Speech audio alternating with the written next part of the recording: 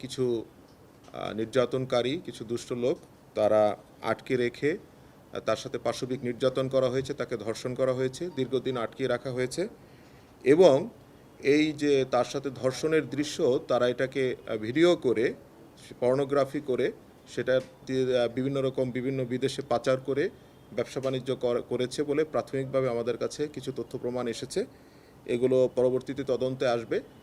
এই বিষয়টা প্রথম আমরা জানতে পারি এটা 999-এর একটা কলের মাধ্যমে, যেটা গত 29/3 তারিখ রাত 11টার সময় প্রথমে আমাদের থানায় এই খবরটা আসে। আসার পরে আমাদের পুলিশের একটা টিম নবীনগরের এই বাসা 16 নম্বর রোডের এই বাসাটা আমরা অভিযান করে একটা মেয়েকে শিকলবদ্ধ অবস্থায় আমরা তাকে বাঁধা অবস্থায় আমরা পাই। তাকে উদ্ধার করার পর আমরা জানতে পারি মেয়েটির নাম হচ্ছে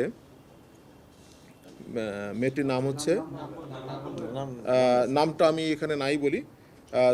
তার 23 বছর বয়স মেয়েটি।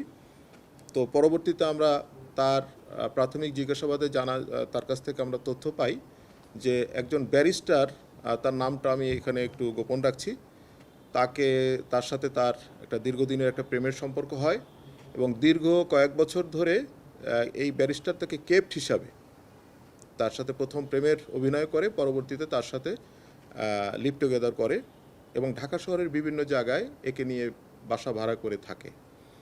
একটা পর্যায়ে সে এই মোহাম্মদপুর এলাকায় একটা বাসা নেয়।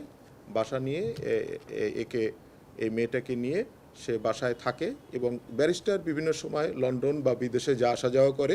যখনই সে ঢাকায় আসে তখনই এই মেয়েকে নিয়ে বিভিন্ন রকম ঘোরাফেরা করে এবং তার সাথে শারীরিক সম্পর্ক তৈরি করে। তো যখন এই ব্যারিস্টার সাহেব যখন দেশের বাইরে থাকে তখন এই মেয়েকে পাহারা দেওয়ার জন্য আরেকটা মেয়েকে সে এখানে ডেপুট করে, মানে তাকে পাহারা দেয় এবং তার সাথে একসাথে থাকে। এই দুই মেয়েকে নিয়ে একটা বাসা ভাড়া করে দেয় এবং যাবতীয় খরচ উনি এটা বহন করে। তো বেশ কিছুদিন থাকার পর এই মেয়েটা তার আরও 2টা ছেলের সাথে সম্পর্ক তৈরি হয়, যেহেতু বিভিন্ন জায়গায় তারা ঘোরাফেরার সুবাদে 2টা ছেলে যে আসামি, তাদের নাম আপনারা পেয়েছেন, শান এবং আরেকজনের নাম হচ্ছে হিমেল। এদের সাথে তার পরিচয়ের সূত্র ধরে শানের সাথে তার প্রেমের সম্পর্ক হয়।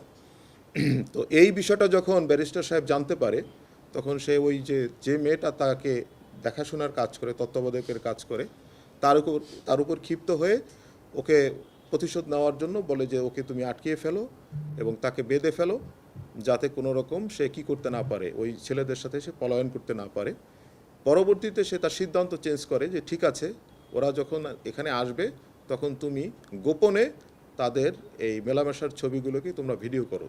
ওই মেয়েটাকে ইনস্ট্রাকশন দেয় যে তার কেপ্ট হিসাবে আরেকজন যে মেয়েকে তার পরিচারিকা হিসাবে যাকে এখানে ডিপুট করা হয়েছিল, সেইভাবেই দীর্ঘদিন ওই শান এবং হিমেলের সাথে, যদিও একসাথে তারা এই কাজটি করে নেই, এককভাবে যখন তারা এখানে এই মেয়েটার সাথে মেলামেশা করে সেই মেলামেশার ছবি ধারণ করে সেই ভিডিওগুলো তার কাছে প্রেরণ করতে থাকে।